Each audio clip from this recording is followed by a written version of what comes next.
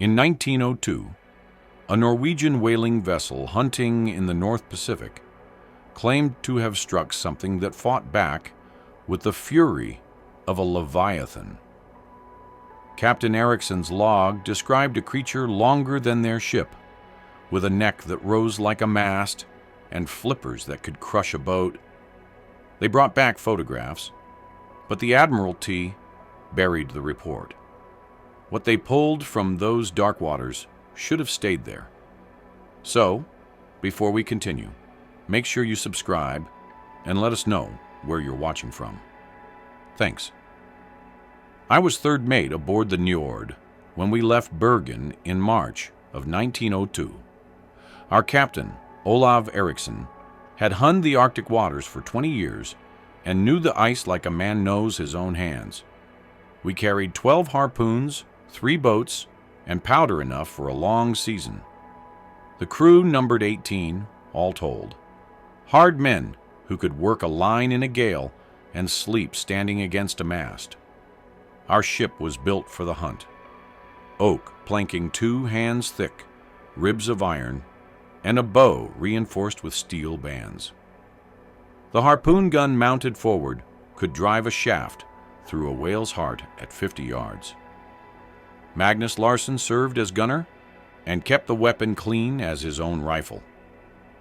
Bjorn Andersen led the boat crews and could read the water like scripture.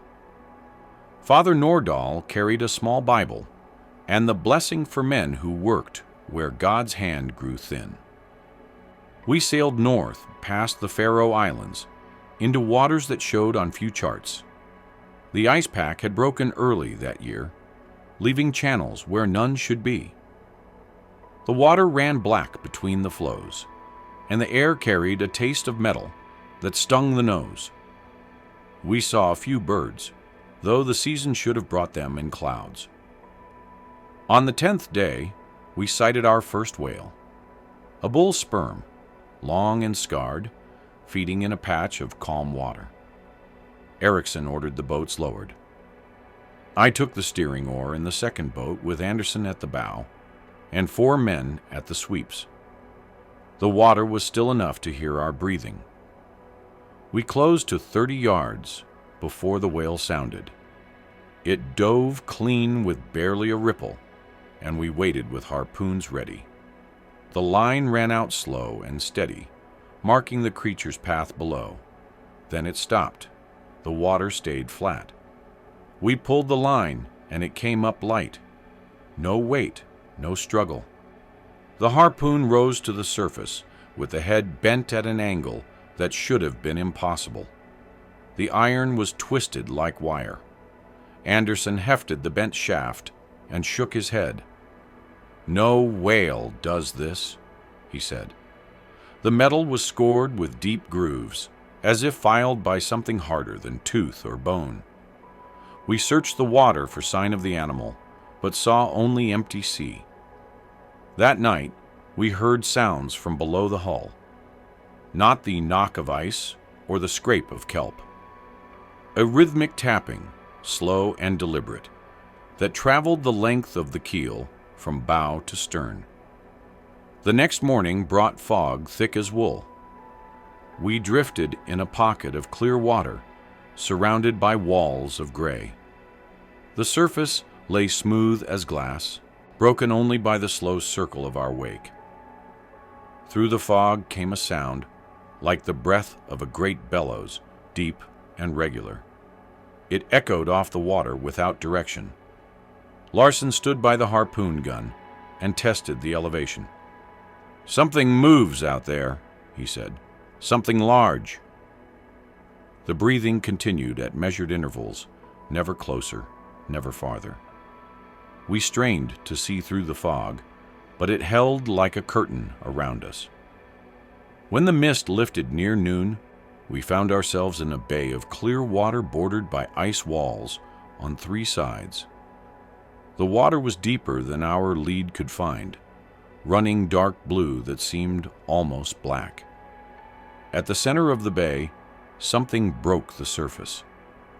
A ridge of dark flesh appeared and submerged again, too large and too long to be any whale we knew. Eriksen studied it through his glass and spoke without lowering the scope. "Ready the gun," he said.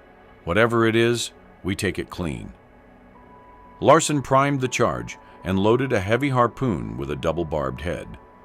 The line paid out clear from its tub. The crew took positions along the rail with boat hooks and axes. The creature rose again, this time showing more of itself. A broad back appeared first, dark gray with lighter patches like old scars. Then a neck emerged, thicker than a tree trunk, lifting a head above the water. The head was not like any whale's. It was narrow and long, with eyes set forward like a hunting animal. The neck bent and turned as the creature looked toward our ship. "Jesus, save us," whispered one of the men. Father Nordahl gripped his Bible but did not speak. The creature's head rose higher, water streaming from its sides. The neck stretched 20 feet above the surface, perhaps more. I felt my hands shake as I counted the length of it. No whale had such a neck. No whale held its head so high and still. Larsen sighted down the gun and waited for the captain's word. The creature turned its head toward us and paused. Even at that distance, I could see the dark eye fix on our vessel. The water around it stirred as something moved beneath the surface. Large shapes shifted in the depths, too dim to make out clearly. "Fire," Eriksen said. The harpoon flew true and struck the creature behind the head where the neck met the shoulders. The shaft buried itself deep, and the line snapped taut with a sound like a whip crack. The creature's head shot up, the mouth opening to show teeth like daggers. The sound that came out was not a whale's call. It was a roar that rolled across the water and bounced off the ice walls. The beast dove, and the line screamed off the reel. We had struck whales before, but nothing pulled like this. The line ran out faster than any man could follow. Larsen threw his weight against the brake, and smoke rose from the friction. The ship's bow dipped toward the water as the creature pulled us forward. "Cut the line!" Anderson shouted, but Eriksen held up a hand. "Hold fast," he said. "We see what we have caught." The captain's eyes were bright with the fever that takes a man when he hooks something beyond his experience. I had seen it before, in hunters who found tracks too large for any known animal. The creature broke the surface again, this time close enough to see clearly. The head was longer than our longest boat, with a jaw that could snap a man in half. The eyes were black and intelligent, not the simple gaze of a whale or seal. The neck twisted as the animal tried to reach the harpoon buried in its flesh. Blood darkened the water around it. Then we saw the rest. The body that rose behind the neck was massive, easily the length of our ship. 4 flippers, each as long as our mainmast, beat the water into foam. The tail stretched beyond what we could see, disappearing into the depths. The whole creature moved with a grace that belied its size, coiling and turning like a serpent. "It's not alone," called Anders from the crow's nest. 2 more to starboard." Through the clear water, we could see other shapes moving, shadows that dwarfed even the creature we had hooked. The water around us began to churn as they rose. The harpooned beast turned toward the ship. It moved fast despite its wounds, the great flippers driving it forward like oars. The head lifted high, water pouring from its jaws. I saw the teeth clearly then, curved and sharp as sabers, designed for tearing flesh from bone. "All boats away!" Eriksen shouted. "Cut us free!" But as Larsen raised his axe to the line, the creature struck the bow. The impact threw men to the deck and opened the forward seams. Water poured through gaps between the planks. The creature's head rose over the rail, and the jaws opened wide enough to take a man whole. Larsen swung his axe at the great head.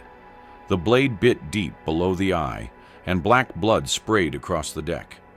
The creature jerked back, taking part of the rail with it. Its roar shook the rigging and made my ears ring. It coiled and struck again, this time at the side of the ship. The hull groaned under the blow. The second creature broke the surface to port. This one was larger still, with a hide marked by white scars. It circled us once and then dove. The water pressure from its dive rocked the ship like a toy. Bubbles rose in a wide circle around us, and I knew it swam beneath the hull. "Ready the powder!" Eriksen called. "If we can't take them, we'll mark them." Bjorn ran for the small cannon we carried for signaling. The charge was light, but the report might drive them off, or at least let other ships know our fate. The harpooned creature wrapped its neck around our mainmast. The wood creaked and began to bend under the pressure. Men scattered as rigging fell. The creature's weight listed the ship to starboard. Water lapped over the side and rushed across the deck. I grabbed a boat hook and drove the iron point into the creature's hide. It felt like striking rock. The point skittered off the scales without leaving a mark. The creature's eye turned toward me, and I saw my own reflection in the black depths. There was intelligence there, cold and alien, but intelligence nonetheless. Father Nordahl stepped forward with his Bible raised. He spoke in Latin, the words for casting out demons. The creature's head turned toward him and tilted as if listening. For a moment, it seemed to pause. Then it opened its jaws and roared again, spraying the priest with water and blood. Nordahl stood his ground, though his hands shook. The ship lurched as the creature below us struck the hull. Planks split with sounds like gunshots. The Njord was built to face ice and storm, but not this. The iron ribs bent under pressure no ship was meant to bear. We were taking water faster than the pumps could clear it. "Abandon ship," Eriksen finally called. The boats had been readied, though launching them seemed impossible with the creatures so close. The harpooned beast still held the mast, but its grip was weakening. Blood loss was slowing its movements. Larsen lit the signal cannon and fired it into the creature's open mouth. The explosion echoed in the confined space of its throat. The beast released the mast and fell back into the water, trailing smoke and blood. It thrashed once more and then went still, floating on its side. The harpoon line went slack, but the others remained. I counted at least 3 more circling us, their dark shapes visible through the clear water. They moved with purpose, as if coordinating their attack. One rose near the stern and examined our rudder with what seemed like curiosity. Another surfaced close enough to touch, its head longer than our longest boat. We lowered the boats in haste. The first held 6 men, including Anderson. They pulled hard for the ice wall and reached it safely. The second boat carried 4 men and Father Nordahl. As they cleared the ship's side, one of the creatures rose beneath them. The boat lifted on the creature's back and hung there for a moment before sliding off. The men tumbled into the water. Nordahl went under and did not surface. The others clung to the overturned boat and called for help. The creature circled them once, its head breaking the water nearby. Then it dove again, leaving only ripples. The third boat held myself, Eriksen, and 4 others. We rowed with desperate strokes toward the ice. Behind us, the Njord listed further, as water filled her hold. The mainmast bent at an impossible angle where the dead creature had twisted it. A shadow passed under our boat. I felt the presence of something vast and patient, moving below us. The water darkened as it rose. Then a head broke the surface beside us, close enough to see the individual scales. This one was different from the others, older, with scars that told of long survival in these waters. It examined us without malice, the way a man might study an insect. The eye that fixed on mine held depths I could not fathom. I sat frozen with the oar in my hands, afraid to move or breathe. The creature's breath washed over us, carrying the smell of deep water and ancient things. Then it sank away as silently as it had come. We rowed on, never looking back until we reached the ice. From that safe distance, we watched the Njord go down. The ship settled slowly, the deck awash, the bent mast pointing toward the gray sky. The dead creature floated nearby, its great bulk turning slowly in the current.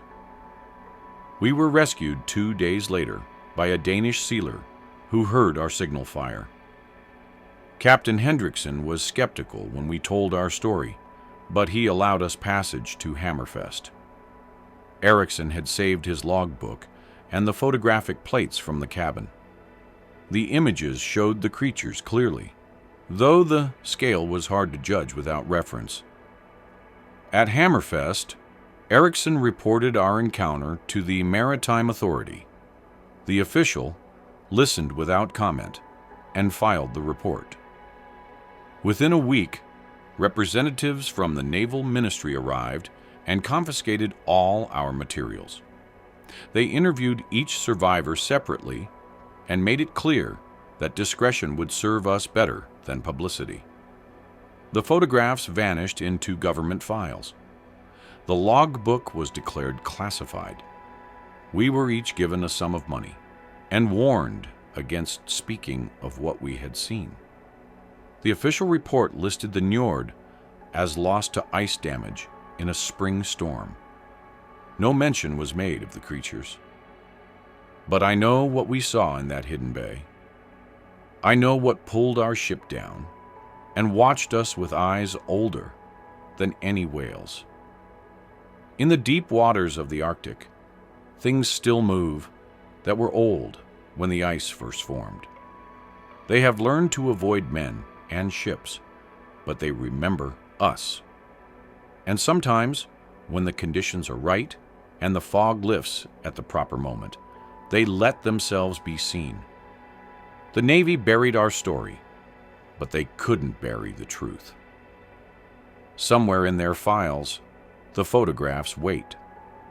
The creatures we harpooned was not the last of its kind. In the deepest waters, where the ice never melts and the sun never reaches, they swim still, and they are watching.